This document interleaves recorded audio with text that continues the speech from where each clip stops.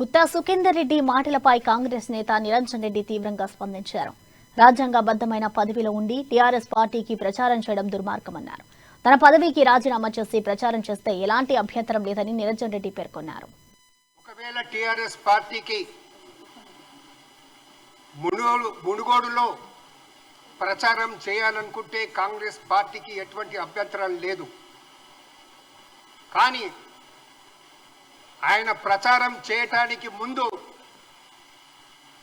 తన శాసన మండలి పదవికి రాజీనామా చేసి ప్రచారం చెయ్యాలనే మాట మనం చేస్తూ ఉన్నాను. టీఆర్ఎస్ పార్టీని గెలిపించాలని వారు కోరితే మాకు అభ్యంతరం లేదు. కానీ వారు ఆ ప్రకటనలు అనేది శాసన మండలి చైర్మన్ పదవికి రాజీనామా చేయాలనే మాట వారికి నేను విజ్ఞప్తి చేస్తూ ఉన్నాను. వారు శాసన మండలి చైర్మన్ పదవిలో ఉన్నారు కాబట్టి నేను గౌరవంగా మాట్లాడి చెప్తా ఉన్నాను. మీరు గౌరవంగా స్పందించండి, హుందాగా ఉండండి.